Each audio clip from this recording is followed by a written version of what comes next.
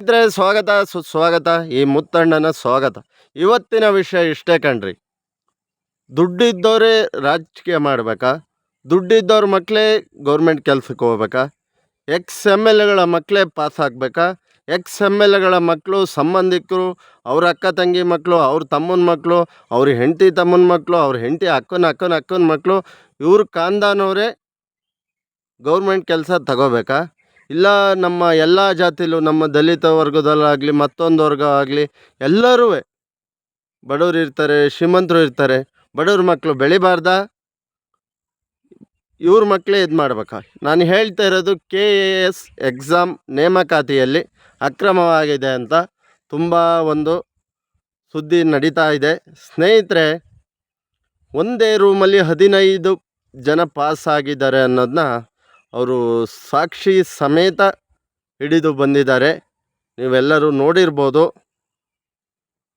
ಮಾಧ್ಯಮದಲ್ಲಿ ತುಂಬ ಹರಿದಾಡ್ತಾ ಇದೆ.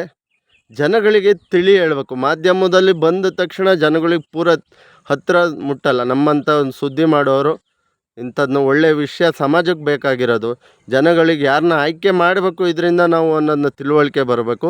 ಒಂದೇ ರೂಮಲ್ಲಿ 15 ಎಕ್ಸ್ ಎಮ್ ಎಲ್ ಎಗಳ ಮಕ್ಕಳು ಸಂಬಂಧಿಕರು ಒಂದೇ ರೂಮಲ್ಲಿ ಪಾಸಾಗಿದ್ದಾರೆ ಅಂದರೆ ಇವರು ಎಕ್ಸಾಮ್ ಬರೆಯೋಕ್ಕೆ ಇನ್ನು ಯಾವ ರೀತಿ ಇವರು ಕಾಪಿ ಮಾಡಿಸಿರ್ಬೋದು, ಯಾವ ರೀತಿ ಇವರು ಅಲ್ಲಿ ರೆಕಮೆಂಡೇಷನಲ್ಲಿ ಇವರಿಗಿದ್ದು ಹೆಚ್ಚು ಕಡಿಮೆ ಏನೇನು ಬರಿಬೇಕು ಅನ್ನೋದನ್ನ ಮೊದಲೇ ಇವ್ರಿಗೆ ತಿಳಿಸ್ಬಿಟ್ಟು ಒಳಗೆ ಎಲ್ಲ ಒಂದೇ ರೂಮಲ್ಲಿ ಕೂರಿಸಿದ್ದಾರೆ ಅಂದರೆ ಏನೋ ಸೆಟ್ಟಿಂಗ್ ಮಾಡಿದ್ದಾರೆ. ಇವರು ದುಡ್ಡು ಕಾಸು ತಾಂಡು ಇಷ್ಟೊಂದು KAS ಎಕ್ಸಾಮಲ್ಲಿ ಭ್ರಷ್ಟಾಚಾರ ಆದರೆ ಚೆನ್ನಾಗಿ ಓದ್ದವರು, ಚೆನ್ನಾಗಿ ಟ್ಯಾಲೆಂಟ್ ಇದ್ದವರು, ಸರ್ಕಾರಿ ಕೆಲಸನೇ ದೇವ್ರ ಕೆಲಸ ಮಾಡ್ತೀವಿ ಅನ್ನೋರು ಇಲ್ಲಿ ಹೊರಗುಳಿಬೇಕಾಗುತ್ತೆ. ಇಷ್ಟು 1000 ಕೋಟಿಗೂ ಅಧಿಕ ಭ್ರಷ್ಟಾಚಾರ ಆಗಿದೆ ಅಂದರೆ ನಮ್ಮ ಸಮಾಜಕ್ಕೆ ಇವರು ಏನು ಸರ್ಕಾರದವರಿಂದ ಈ ಥರ ಆದರೆ ಒಂದು ಒಳ್ಳೆಯ ಕಾರ್ಯಗಳಿಲ್ಲ. ಬಡವ್ರ ಮಕ್ಕಳಿಗೆ ಒಳ್ಳೇದಾಗಬೇಕು, ಅದಾಗಬೇಕು, ಇದಾಗಬೇಕು ಅಂತಾರೆ. 2,000 3,000 ಕೊಡ್ತೀವಿ ಅಂತ. ನೀವು ಇದರಲ್ಲಿ ಒಳ್ಳೇದು ಮಾಡಿ ಸ್ವಾಮಿ. 2,000 3,000 ಅವ್ರಿಗೆ ಕೊಟ್ಟು ಏನು ಮಾಡ್ತೀರಾ? ನಿಯತ್ತಾಗಿ ಎಕ್ಸಾಮ್ ಬರೆದು ನಿಯತ್ತಾಗಿ ಕೆಲಸ ಮಾಡೋಂಥ ಮಕ್ಕಳಿಗೆ ನೀವು ಕೆಲಸ ಕೊಡಿ. 3,000 ರೂಪಾಯಿ ಆಮೇಲೆ ನಿಮಗೆ ರಿಟರ್ನ್ ಬೇಕಾದ್ರೆ ಹಾಕ್ತಾರೆ. ಜನಗಳು ಬಡವ್ರ ಮಕ್ಕಳನ್ನ, ವಿದ್ಯಾವಂತರನ್ನ, ಟ್ಯಾಲೆಂಟ್ ಇದ್ದವ್ರನ್ನ ಜೀವನ ಕಿತ್ಕೋಬೇಡಿ. ಅವರು ಜೀವನ ದಯವಿಟ್ಟು ಹಾಳು ಮಾಡಬೇಡಿ.